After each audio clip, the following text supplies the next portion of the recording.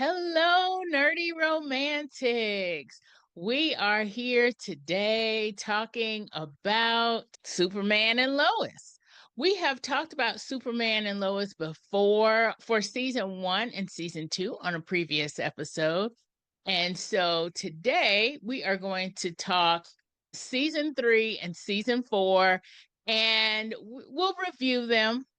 We will also give them a Goodreads rating. Well, we'll give a Goodreads rating for the whole series since season 4 is actually the final season of Superman and Lois. And today I have with me Perry. Perry, how's it going? I'm doing good. How about you? I'm doing pretty good. I got the Superman shirt on. Oh my gosh. I wanted I'm to actually, mine was in the wash, but I got my Batman shirt instead. All right, we're still in the DC universe. Before we Mhm. totally get started with this, I do want to mention obviously, we're going over all the seasons. So we are going to spoil every single season of Superman and Lois, probably. And if we don't, that'll be a miracle. So, spoiler alert.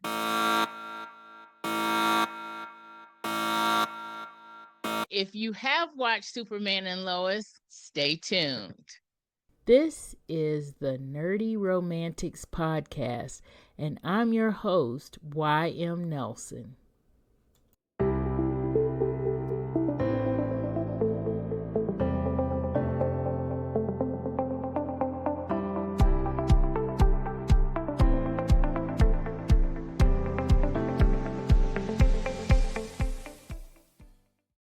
Okay, Perry, I'm glad you're doing well, and I'm glad you have come on the podcast to talk Superman and Lois with me because season 4, I have some questions.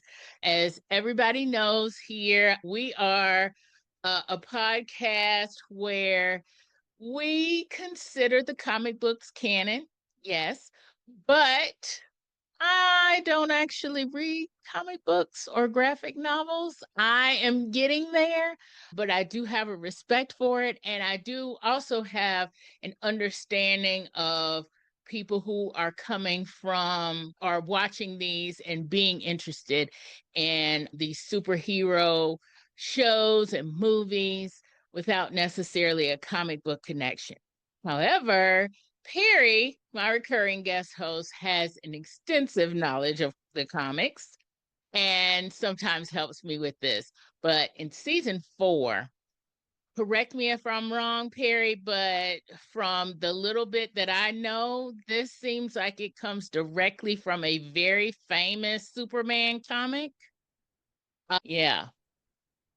Yeah, so well actually there are a few different ones that are kind of that they're pulling from with this, but obviously the main one at the start of season 4 is the famous Death of Superman storyline, which has now been it's weird. It feels like that a lot of times a lot of these adaptations they seem to have two go-tos for Superman. It's the origin story and it's the death of Superman story. And there's like, 80 some years of history that they can also pull from. So, because this Right. is I'm trying to think. This is I think at least the third, no, fourth live action version we've seen of the Doomsday character. So he appeared first on Smallville, and then they didn't do the Death of Superman story there. They also did it on the Krypton series that was on Sci-Fi, which was featuring actually Superman's grandfather, I believe, is the main character in that. And then they had him in Batman v Superman, which again they killed off Superman at the end of that movie, and the less said about that movie is probably the better. And then they brought Exactly. him in and then here at the end of season 3, they brought him in as well, bringing back the Bizarro Superman from season 2 that we talked about Right. last time. We talked about Superman and Lois. So they brought back that Bizarro Superman, and they changed him into Doomsday, which is not how he comes about in the comics. He's a completely separate character, but the way that they changed him, where they're constantly killing him and he's being reborn, and then each time he's kind of evolving. That's Right. basically Doomsday in the comics. It's just not a Superman clone or alternate Superman type of thing. Okay. And I haven't seen the Krypton version, so I don't know about that. But from the ones I have seen, Smallville, BVS, and now Superman and Lois, I think this is the best that Doomsday has looked in live action so far. But other than that, I've got some quibbles with the way they chose to handle this storyline, which we can talk about in a little bit more depth. But season 3, though, wow, I think Yes. season 3 is definitely the highlight of this series. I mean, and season Yeah. 4 is good. Don't get me wrong, I did enjoy it a lot, but I don't think it hits the highs that season 3 hit.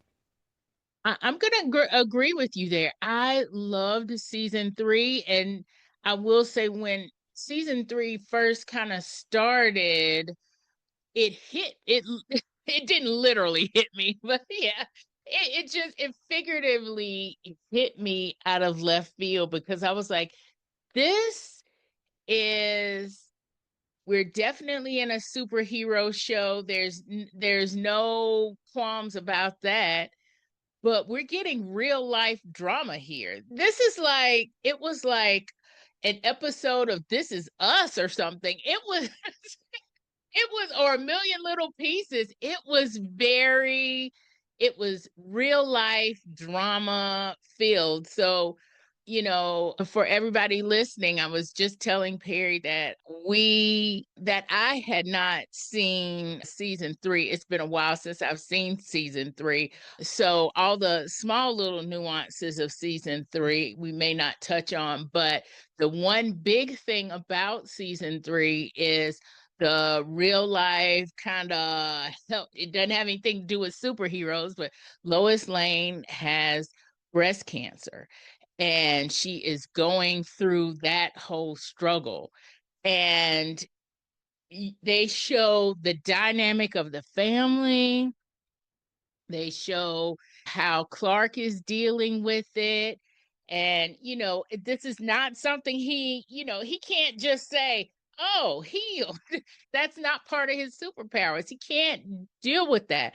And then there's also, with Lois, there's this whole Bruno Manheim story and everything. She's trying to get a story. She's trying to get, and, I felt like she was trying to get a really big story to kind of end her career in case the breast cancer ended her life kind of feeling. It was that tense, feeling throughout with Lois. And I was here for all of it. Perry, what are your thoughts on this? And I mean, obviously with superhero with comics, there is obviously real life drama and things that go on with that. But I mean, is any of this in the comics? I just want to ask. That's just a yes or no kind of thing. But B, what did you just think of the season itself and that particular plot line, the whole Lois character arc?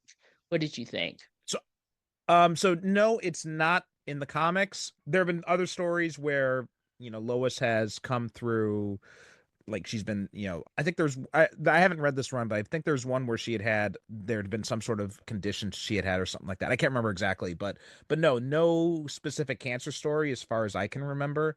Perry White had cancer, the editor in chief of the Daily Planet, their boss, the Daily Planet. There's a storyline where he had cancer in the 90s, I think it might have been, which he had ended up beating it. So no, Cool. that never happened in the comics, but overall, I loved it. It was like that was one of the things that really drove a lot of the drama in this season. And Mhm. one of the things that annoys me as a Superman fan is whenever people say that, oh, he's not interesting because either, he's too much of a good person, too much of a Boy Scout, or that Oh. he's too powerful and you can't threaten him. Well, I mean, on the first point, I mean, I think that the idea that a character is not interesting because he's a good person kind of makes me wonder. It's like, what is it wrong with you then in your Right, life? exactly. What are you about? um, Oh, well, there's a romance angle to that too, but we can talk about that later. Go ahead. yeah.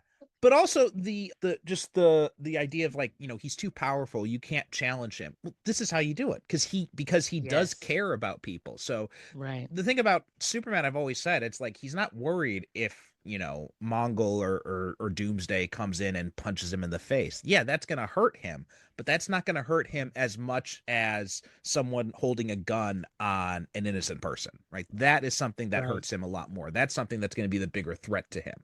Yeah, it's superhero comics, superhero storytelling, so we want fight scenes, we want action and all that, but the core of Superman's character is that he cares about other people, and that's why he uses power. So the best way to give him a challenge is to threaten someone he cares about with something that he cannot punch. That is the Hmm. perfect way to challenge him as a character, and that's what season 3 did amazingly well. Yes, I totally agree.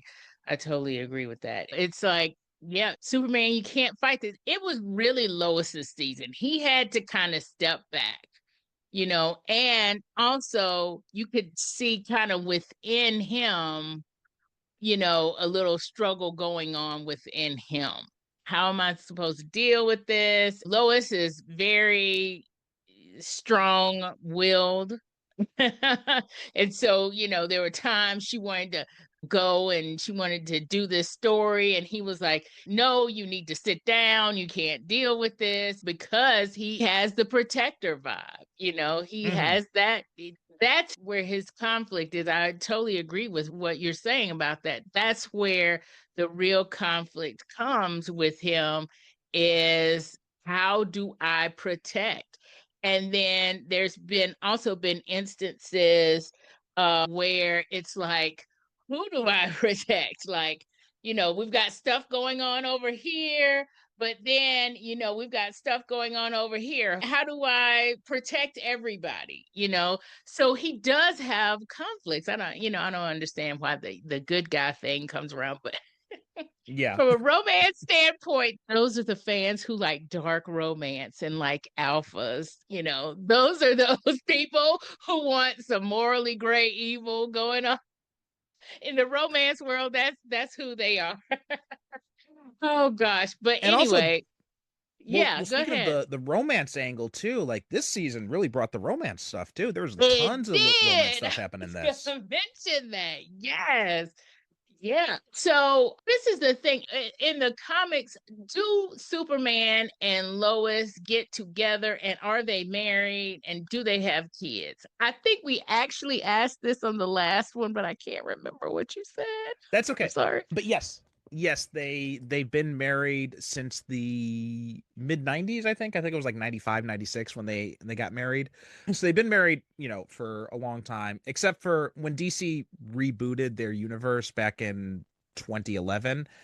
They briefly There was like a 5-year stretch or so where they weren't together, but then they backtracked on that because the fan reception was really bad to that era. So they stepped back on that, and they brought Superman and Lois back as the pre-reboot versions, they were married as well, and this time they had a son, Johnathan Kent.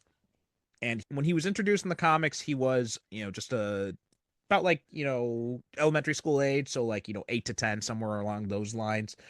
But then which really annoys me, because they did this storyline where they had him shuffled off to the future, and then when he came back he was basically like a young adult, and he had briefly taken on the super mantle himself. And yeah, that's a storyline that really kind of annoyed me, because they had a Superboy character there already, not Jordan. Instead it was Connor Kent, who's a teen clone of Superman, who's Right, also, right. if you watch the Titans show, The he was on that. Titans. If you watch Yep. the Young Justice animated series, he was on Yep. that as well. This is the '90s Superboy, and they had a nod to that in Superman and Lois a few times. The Bizarro Jonathan in Yes. season 2, he was wearing the '90s Superboy costume, and then at the end of season 4, when we see Jordan and Jonathan both donning their costumes, they are both wearing versions of the Connor Kent Superboy costume. Jonathan's Okay. wearing the like the '90s version of it, and then Jordan was wearing the 2011 version of that costume. Oh, cool So yeah, Easter so they egg. had the yeah, but one of the annoying things about it is they kind of they didn't know, since they gave all this stuff to Johnathan in the comics, they didn't really know what to do with Connor, so he felt very kind of superfluous in the comics. Whereas, and I'm not going to get too much into that because most of your listeners probably don't care about my little rants about the comic stuff. I But yeah, find they them are married. They interesting, but they do have a yes. kid. And one of the things too we got here, speaking while we're on the Sun things, we also got a recast this season because Mhm. now we have, I'm just double checking his name. Michael Bishop takes up Yes, the role of Johnathan Kent, and I can't remember who played him in the previous seasons, but it was a different actor. And so now we got Michael right. Bishop instead, who plays him in this season and also in season 4. So what did you think of that casting change of bringing in a new actor for Johnathan? What do you think about Michael Bishop's part in it? So I liked him actually. Jordan is a little bit, unpredictable, a little bit off the rails, and he played the responsible teen a little bit better than the previous actor did. Um, Mm-hmm. I don't want to take anything away from the previous actor because I believe we said this when we talked about season 1 and 2. I think he stepped back because that actor was having some personal issues or something, and he wanted to step back for his mental health. And I Mm-hmm. am all for that. I'm totally for that. Make sure you have your mental health in order. I mean, that's number one, your health all Right. around.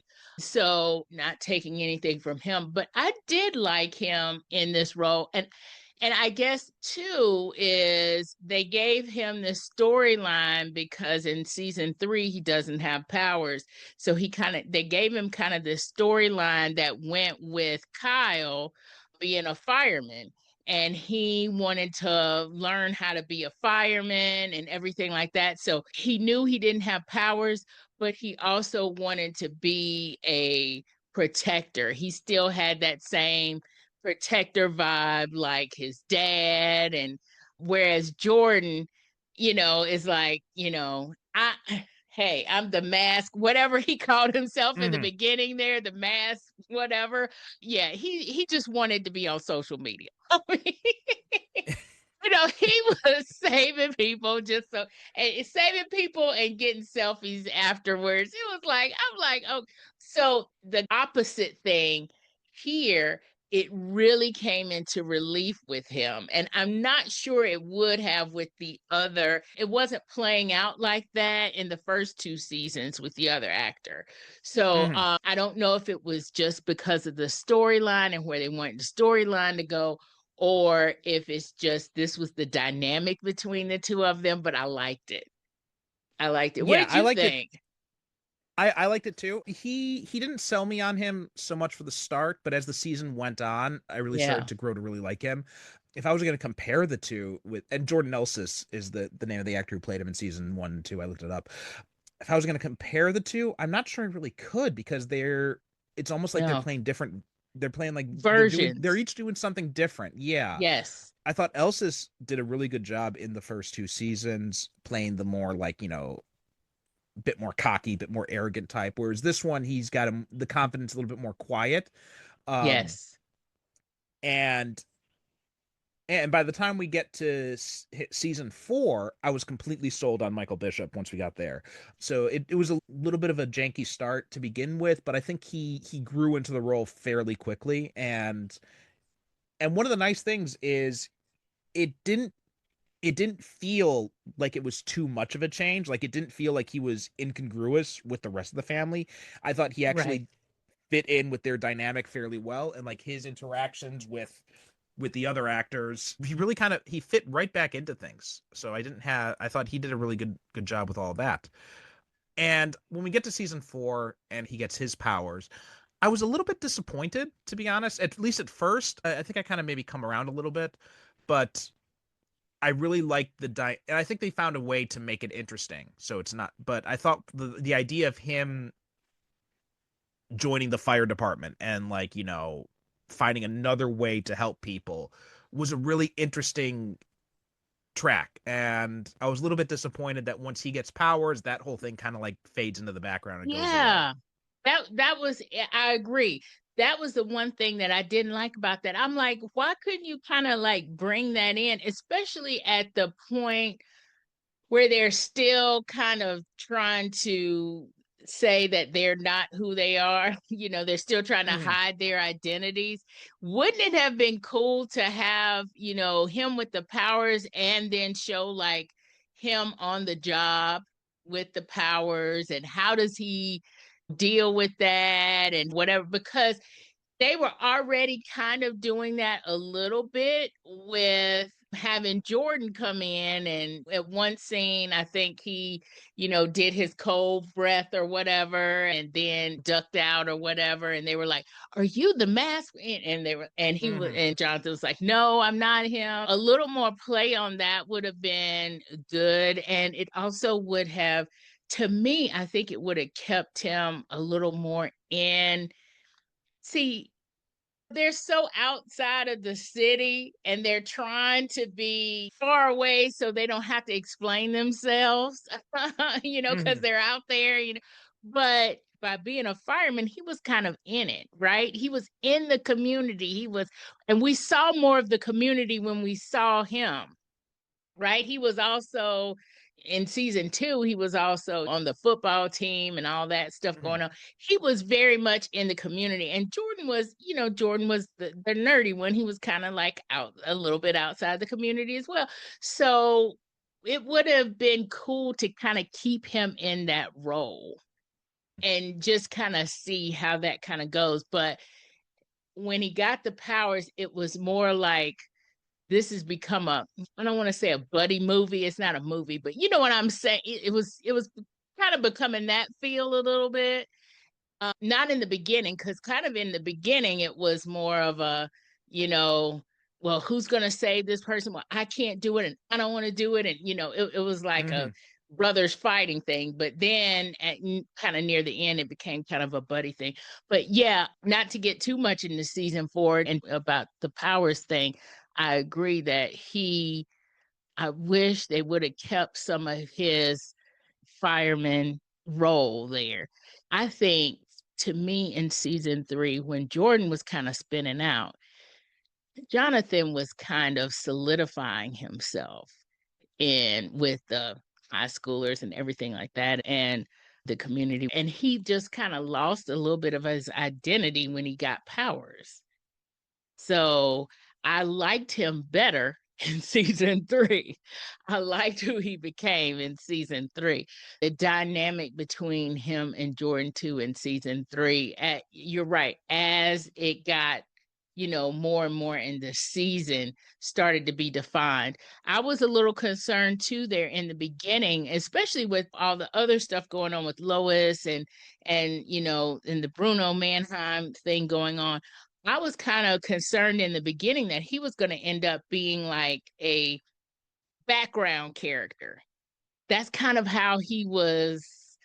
We weren't really seeing who he was in those first few episodes. And I was kind of scared. I was like, now he's supposed to be, you know, in with the family. We're supposed to see the whole family dynamic here. And he's, you know, kind of being pushed in the background. And I'm wondering if it's because maybe they were trying to get us used to a new Johnathan without saying anything, you know? That may have been, yeah, that would make sense. That they're trying to just kind of like ease people into it, and maybe also easing Yeah. him into the dynamic as the actor, and kind of giving him just enough to get Yeah. him to the point where he gets a little bit more comfortable in the role.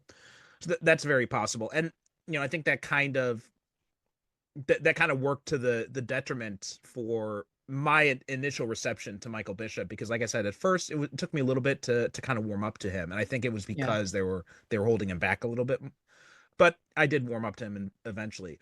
One of the things I also liked too was the dynamic between the three kids, right? We have Natalie like getting much more integrated with the family here, and you know, Yes. we see them hanging out with Sarah and everything. And we got that whole subplot with her new boyfriend Mateo, which you find Mateo. out is actually Bruno Manheim's son.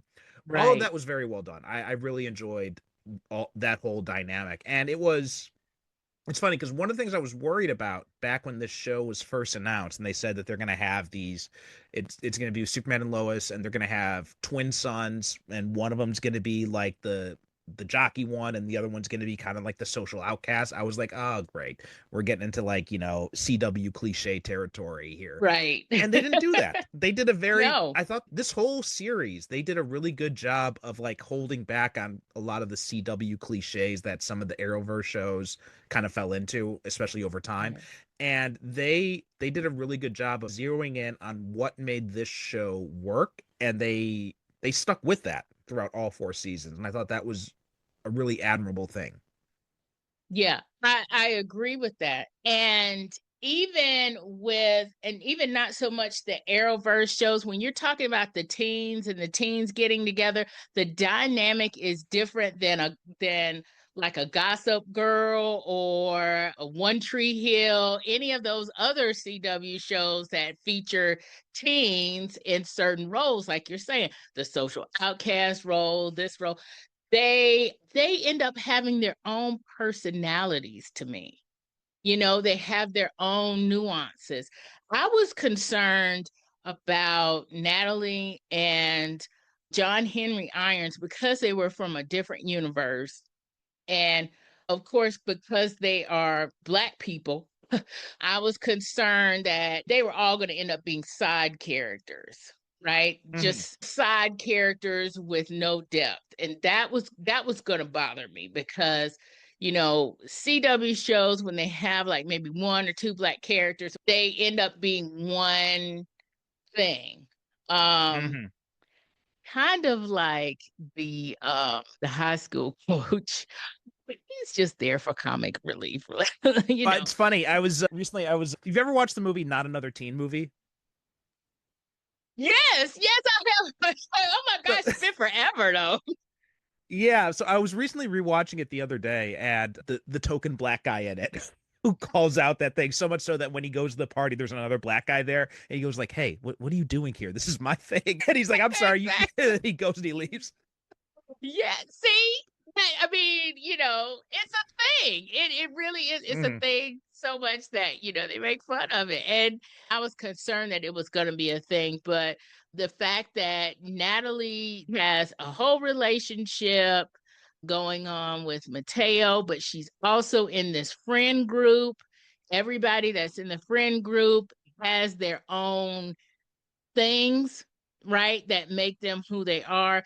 The other thing, though, too, I liked about this, and speaking on it like a cultural level, is I love the fact that, because I believe season 3 is the season where it's not Sophia, it's the other Cushing daughter. It's not Sophia. Not Sarah, you mean, or the Sarah. younger daughter? You mean Sarah, the older one? Yeah. The older one is Sarah, right? Sophia is Yes. the Yeah. younger one. So Sarah has her quinceanera. Isn't that this season 3? Or was that Yes, I at the end? believe so. Yeah. It So was either season 2 or it's been a while since I've seen the whole thing too. So yeah, I it's kind of right. It's kind of coming together, blending together. But I think it was season 3. Also, starting in season 2, they actually kind of mention it and they talk about Kansas and how, and this is actual real history, and this is actually really a thing in oh, wait, I think Kansas. that was season. I think that was That was season 2 season because this 2. is trig. Because I think we talked about this when we talked about season 2. Yes, yes. So they started it with season 2, and then with her quinceanera, and I think her quinceanera was actually in season 3, and how we actually saw her going through all those things, having all of this cultural, true to the place stuff in it, and having these people interact in a realistic way instead of having a token person do this and a token person do that. It really makes the dynamic, one that's interesting to watch, and not another teen movie. No, I meant to say not another CW teen show, So I really like that part as well, that they all kind of get pulled in, and they have their own drama going on too. So in season 3, they have their own teenage issues and just regular teenage stuff you know Mhm. we're broken up, what do we do now? And Johnathan and his girlfriend, and then the father issues going on with all of that. They had their own drama going on, which that was really a good story. That was a good idea for the story runners to do that and keep these characters, as whole characters with their own character arc, because it's very easy to focus on this whole Lois plot line and everything that Lois and Clark have going on, and relegate these teenagers to background. But I like the fact that Natalie, she likes Mateo. Then she finds out that Mateo is Bruno Manheim's son. And so that actually pulls them into the adult plot line of, you know, having being the whole villain. Is he the villain? Well, I like him. Mhm. And then Mateo is actually, the way he talks and is talking to his parents is actually kind of affecting the way his parents are looking at things and the way his parents see things. And so, you know, it really they did a really good job, I will say, with all the teenage characters here. They Mhm. did a Yeah. really good job bringing them in, and you feel like without one of these characters there, something is missing. After you see season 3 and you're like, what if Natalie wasn't even there? Wow, that would actually be missing part of a story, versus you can just erase this character and not even Mhm. you know? So I like that part. I like that a whole lot. So before we go back to the cultural things, I want to talk about that in regards to Bruno and his whole storyline too. But I do want to jump back a little bit to the romance side of thing and about the Clark and Lois romance. We see them being physically intimate, very physically intimate at the beginning of this season, and I thought that was great because it's not a side that we often see of that. And I feel like it's funny because recently, not recently, but I'd recently rebroadcasted the episode I did on my show, Superhero Cinephiles, about Superman 2. And, for decades in the pop culture, there's been this idea that Superman and Lois can't be physically intimate unless he loses his powers. And I was rewatching Superman 2, and there are two versions of this movie, right? There's the theatrical cut that was directed by Richard Lester. So there were two versions of Superman 2. There's Richard Donner was originally supposed to direct the second one, but during production, him and the producers had falling out. He ended up getting fired from it, and they brought on Richard Lester to finish the movie and reshoot a bunch of scenes. And then eventually, after Superman Returns came out, Donner was given the opportunity to go back to his original footage and to kind of recut his own version of Superman 2. So there are these two versions of this movie. And in the theatrical version, which is probably what has driven most of this discourse for decades. I don't know. Have you seen Superman 2? Do you remember? And Superman 2, the one where Lois is in the car and No, that's the and he first has to one. go. Okay, that's the first one. Remind me, Superman 2, because I have seen it. I just So in don't Superman remember what the 2, he reveals who he is to Lois. He reveals his identity, and he talks to his, in the theatrical cut, his mother in the fortress, but it's his father, Marlon Brando, again in the Donner cut. And he says that, he Okay, wants to yeah. be with her, and he decides to. And his parents, in both versions, they tell him, you can't serve humanity. You can't do your mission and be in this relationship. You have to make a choice. Yeah. And so he chooses to be with Lois and to give up his powers, which I have problems with that whole idea, the idea that Superman has to choose between Lois or his mission. But that aside, one of the interesting things is in the theatrical cut, he gives up his powers and then him and Lois sleep together. But in the Donner cut, it's actually flipped. They sleep together and then he gives up his powers. So this decades of this discourse has all been driven just because Lester flipped those two scenes. Wow. I can't believe that this has been, oh my gosh. I can't believe that this has been an issue, because this is the thing for me. I'm probably looking at this as a romance author first. Mhm. And it's like there's soulmates, They need to get together. And then, of course, as you come into Superman and Lois, obviously they've gotten together, they have kids. Mm-hmm. I mean, come on. This is 2025. Okay, there's no Mm-hmm. stork, coming to somebody's door. But yes, I totally agree that it's that this particular season 3, it definitely ramped up the whole intimacy between them Mm-hmm. and them being physical. And obviously, I'm here for that. Okay. I'm totally here for that. But what I also liked about it is because she is going through breast cancer, that she has some issues about her body. So Mm-hmm. we have to see them intimate first and loving each other first before she even has these body issues and has a conflict about that and being Exactly. intimate with him. We have to see that. And we did not necessarily see that in season 1. We saw it a little bit in season 2.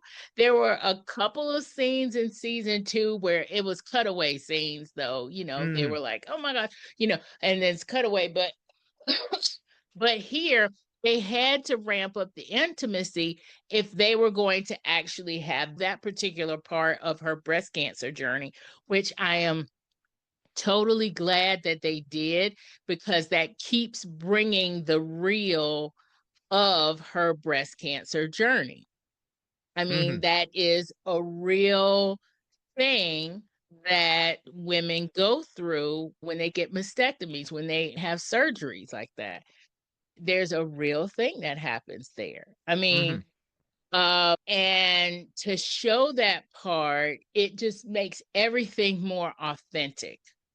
So they Right. have to show them being more intimate. And I especially loved, and this is obviously going to go into a little bit into season 4 as well, but I especially loved that they had the story about the red dress, where he had bought her the dress, and it was like he used like all of his money or whatever to buy her this dress. And he just loved this dress. And then, of course, in this season, as she is putting clothes in for the Goodwill, she puts that dress in there, and he's like, you can't do that. You cannot give away this dress, because he's thinking one thing and he's seeing her in one way, but she's looking at that dress and she's thinking about the cutouts in the dress and the sexiness of the dress, and she's not feeling that way because she's been cut on. Right. She's going through this journey, and and kind of in the end, when we see her in the dress again, I was like, that's bringing that Mm-hmm. back. And she's, Yeah.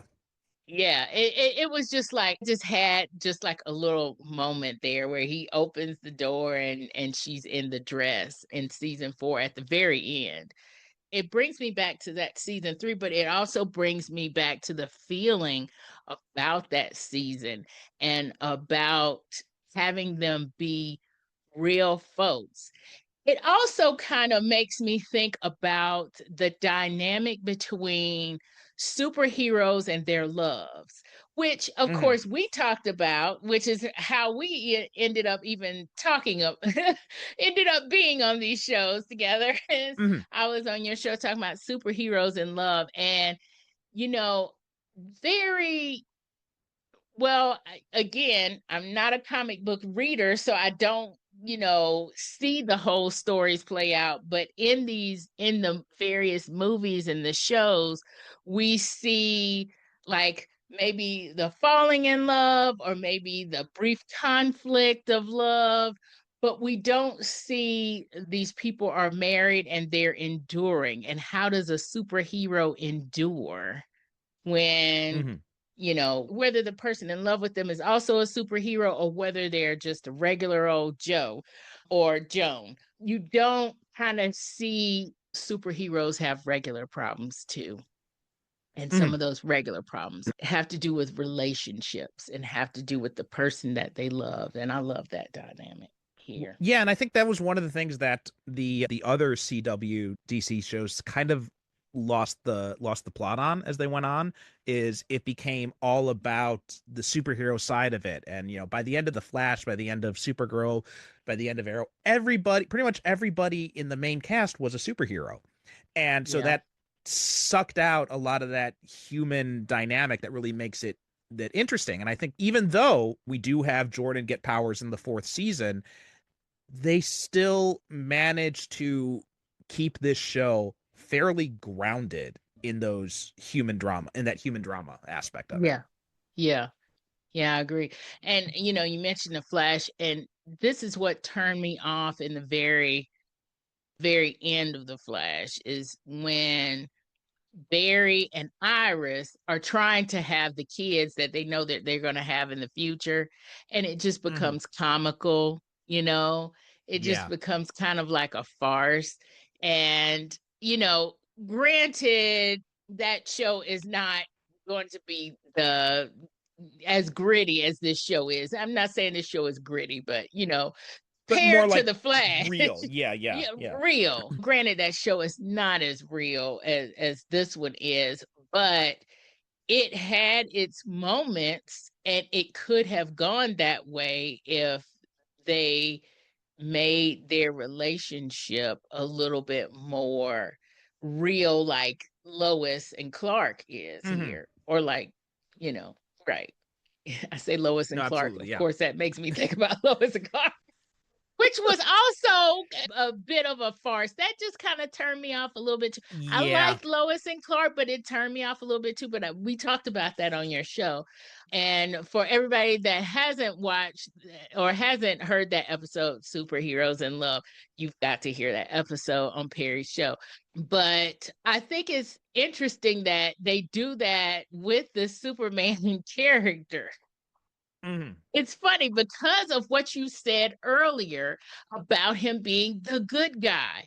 So it's also the good guy is also the one that says, okay, we'll wait and we won't do Mm-hmm. anything. And the thing is, these people are adults. These people are married. We have to show them in this way, right? For this to be authentic, And Well, and yeah, that was in the other ones, that. they don't do that. Yeah. Yeah, well, also that was something that annoyed me about Superman and Lois when they reveal that the whole thing, and well, Clark has never had sex, right? He's been saving himself for marriage. I'm just like, and they did that here too. That was one of the things I didn't like They about did do that here. Superman and Lois. And there, it's like we don't have to do this. I mean, it's not 1950. Superman can. I mean, come on. Yeah. But maybe it's because of this whole feud that I didn't even really know about, that he was gonna lose his powers. I'm like, what? And people are arguing about that. Yeah, that I'm well, it's funny because it's like I think Superman 2 unintentionally started this, and then there was a very famous essay, I think it was originally in Playboy, called Man of Steel, Women of Kleenex, that talked about like the physical issues that Superman would have sleeping with normal women, and then the famous scene in Mallrats where they talk about Superman and Lois, and and he says like only Wonder Woman is strong enough to have Superman's baby, but and he's like the only way he could be with regular women is with a kryptonite condom. And it's like those three things that like started this whole discourse for years, and I'm glad we're now getting away from it, because it was funny because in Smallville they had this whole thing too where it's like he and Lana got together when he didn't have his powers, then his powers came back, and all of a sudden he couldn't sleep with Lana anymore because he was afraid of hurting her, yeah. and he couldn't tell her why. And then later on he's sleeping with Lois, and it's in a throwaway line because I think the producers realized they kind of wrote themselves into the corner. He's like, well, I've been training at the fortress with Jor-El to have more control over my powers. Like, I see your ghost dad is training you to have sex. Oh, it's Uh, awful. Oh my gosh. but Oh, then we get this show, and even though I don't like it, BVS also, we saw the bathtub scene as well. So we're now getting into this right. territory where we're seeing Superman being intimate with Lois without having to like lose his powers or anything like that. So I like that we're leaving that whole debate in the rearview mirror. Right. And it also kind of makes me think about, the Superman movie coming up, you know. But I Yeah. think, and I'm like, I hope we get some of the, especially if this is the first of many, or this is the first of, some that, the same character will be in, or the same version of Superman will be in, that we, see a more real life, realistic 2025 version, Have you uh, seen the new trailer? I saw part of the new trailer, but I haven't seen the whole thing. I need to see Oh, it. you got to watch it. Yeah, it's good.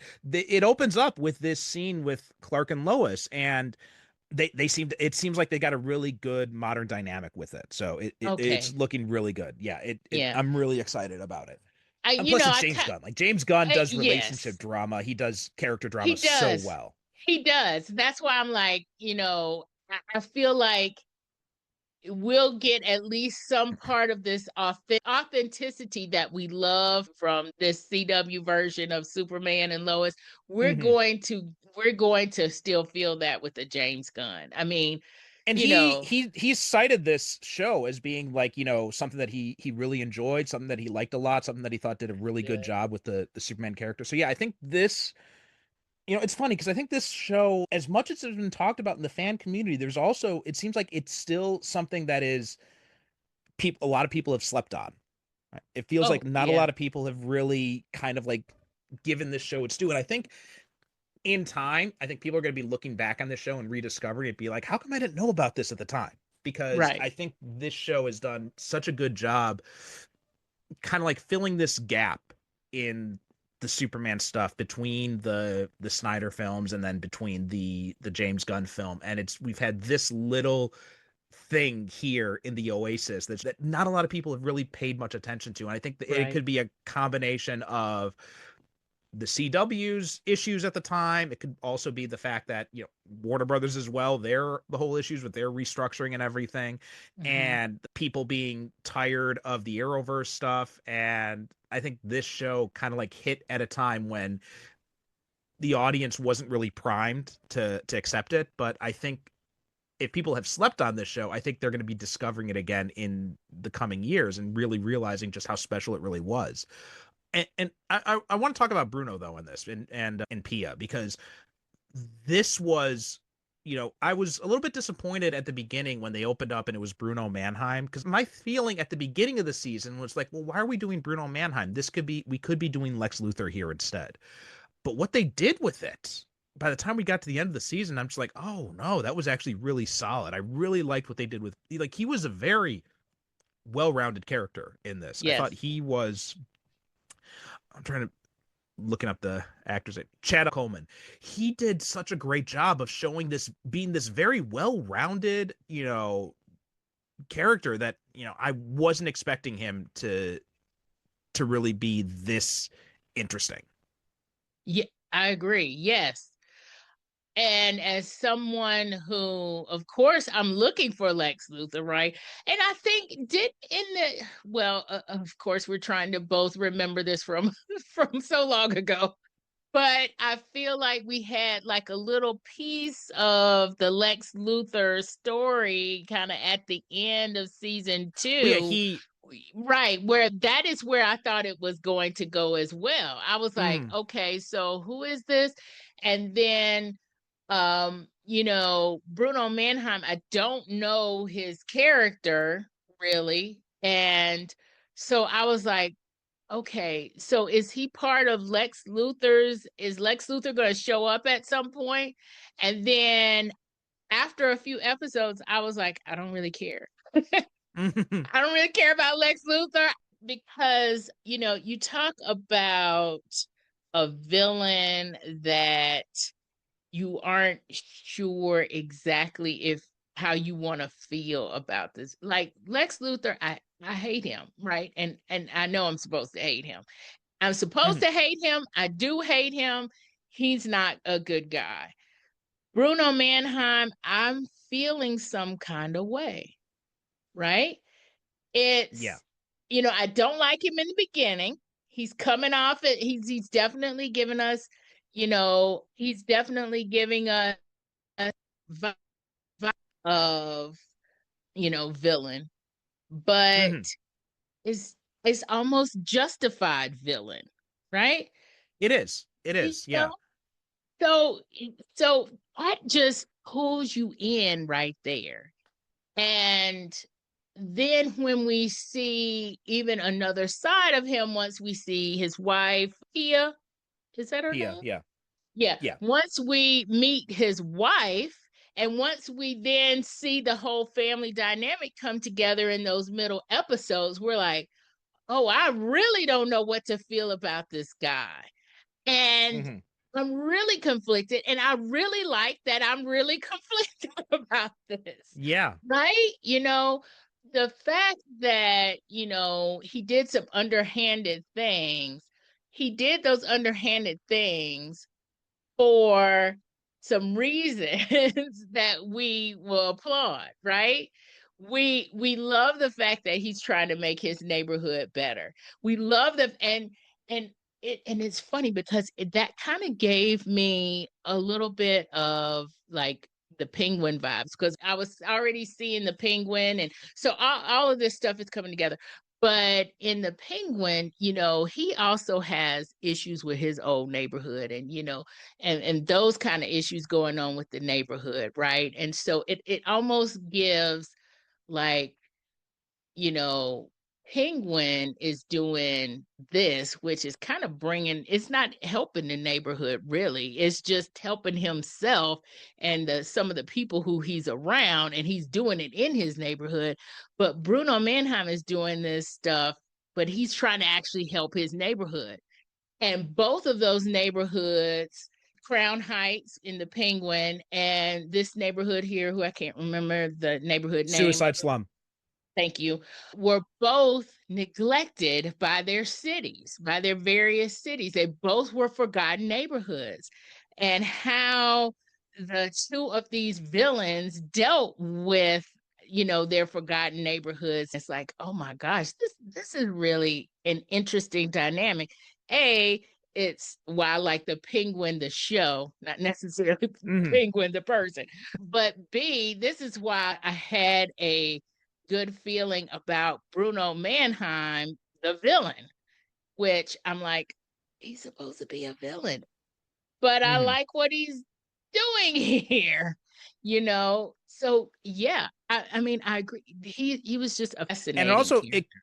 it came there. It came full circle in so many ways. Like in the last episode of this of season 4 too, when he goes to Bruno with to ask to like get his help to try and change the world. And so I like that aspect of it as well. They brought it back, but also too the fact that him and his wife, they killed Boss Moxie and they framed Lex Luthor for it, and they kind of and they inadvertent, and they basically tricked Lois and Clark into helping them do it and put him away. Yeah.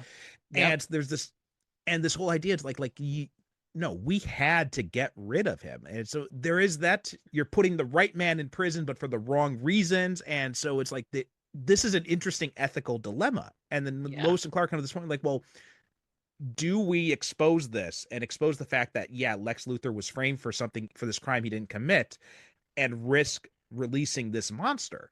And then it definitely comes back to bite them in the ass in the fourth season. And there's not really, and one of the things I like too is like the show doesn't really give you an answer to that question. It leaves it there for you to kind of answer on your own. I think that it did a really good job with that. Yeah, it does leave you to answer that on your own. And two, to add on to that, and maybe this is because of all of the political nastiness that is kind of going on in the US right now, it leaves it unanswered because the dynamic of what is going on, like when Bruno is talking to Lois in season 4, when she goes to the jail and she's asking him for help, and he is explaining, this is why we did this is why we set up Lex Mm-hmm. Luthor, and this is why you should have kept him in jail, and look at what he's doing, and here is how he's like breaking it down for her. You feel like, oh my gosh, I'm living in what he's talking about. Mm-hmm. And Yeah. right now, there is not an answer right now. Not one that we're going to talk about on here anyway. But there's not an answer for how do you deal with that, right? How do you, you've done something that is totally wrong. You did it for the right reasons. So they've undid it. And now you've got a chaos on your hands. It's like, what do we do now? Yeah. And okay, so we're living with trying to fix the wrong. Mhm. And should we have done that in the first place? And you're right, that's not answered here. It's should we have tried to fix this wrong, or should we just have let him stay in jail? If we had known what was going to happen, would we have done this? And right, it's there's no answer to that. And them trying to fix the wrong gives them this chaos that we are now living in. I Mhm. feel like in the real world. And there's no answer to that either, you know, except in the Mhm. very end when, Superman says, I'm going to try to fix the world. It's very interesting, though, that, he talks about there's this whole period where the world it seemed really, we'll talk about that. But Yeah, yeah. yeah, I don't want to get off our current topic of Bruno, but Bruno is that villain that it's like, am I supposed to root for this villain? And you find Mhm. yourself sort of rooting for this villain. And for me, it's a villain that I don't know much about, Oh, he's very and different from the comics. In the comics, he's just, oh, kind of a okay. standard He's mob not boss this at type all. character. Okay, Yeah. so I like the way they've done him here then. Yeah. Yeah, same I'm here. glad that I I don't. never cared about him much in the comics at all. So or like in other times he's appeared. I think he appeared in the Superman animated series from the '90s. I think he appeared on Lois and Clark. I can't recall, but yeah, he's just basically standard mob boss. Head of Intergang. Nothing really compelling so much. Nothing compared to this, at least. Right. Um, This is depth. So yeah, Bruno, an interesting character, yes, but also his family was very interesting as well. The fact that we have Pia here to help Lois with her journey. Yeah, what did you think about the whole family dynamic, the Manheim family dynamic, especially with Pia there and her I thought power? Yeah, I thought it was great. It was very much kind of this inverse of the Kent Lane family dynamic in a lot of ways, right? Yeah. And which is funny because we did the inverse thing in season 2, but it's handled so much better by having this other family here showing a different side of that, how to use power for good, basically, right? Just different versions of power. And I thought, yeah, Daya Vija, I'm not sure if I'm pronouncing that right. She played Pia, did an amazing job. I thought she was definitely one of the standout performances of the season. Just as the comic fan, I didn't like that they gave her the onomatopoeia character identity because that character in the comics is just it's not the character in the comics, obviously created by Kevin Smith actually, but it was a Really? man in the comics. Yeah, Kevin Smith. It was when he was writing he did a run on Green Arrow and he created this character onomatopoeia because one of the things about comic books that people know is the sound effects, right? Yes. Yeah. I see what you're So saying. this character's whole shtick, like he doesn't really speak in the comics except when he is doing something, and he speaks the sound of whatever he's doing. Like if he shoots someone, he says bang before he shoots him or something like that. So, Oh, so this is no. kind of it's a kind of character that it only really works kind of like in the comic medium. So when you're bringing it into another version, you have to like they brought him in. He was in Arrow, kind of. They had like a character that was inspired by him, played Mhm. by J. August Richards in the first season, I think. And the mask that Pia wears is basically the onomatopoeia mask. But there's no like sonic Oh, powers or anything like that. And the thing that okay. kind of weirded me out about it is because there is a sonic powered supervillainous character, female supervillain in the comics that is part of Superman's rogues gallery called the Silver Banshee. So I don't know why they didn't just make Pia the Silver Banshee of this, but that was just again, this is just a Yeah. weird comic thing. I'm going on here.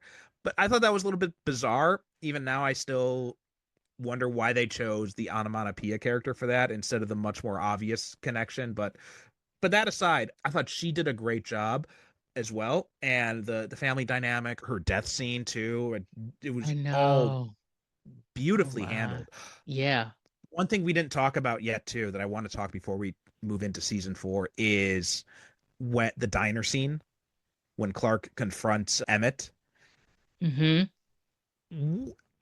This goes back to Superman 2, right? The famous diner scene where the guy bullies him when he doesn't have powers. Then he Right. goes back Yes. as Superman and he humiliates him and all that. Which I've got a lot of issues with that Yes. scene in that movie. But this is my favorite take on like that kind of thing. Like, and Lois is telling, Yes. like, Clark gets all angry when he finds out that Emmett has stole John's truck and everything, and he Mm-hmm. pulled a gun on Lois, and he's Yep. like, oh, I'm going down there, and Lois is like, this is not a job for Superman. He's like, no, he's not going.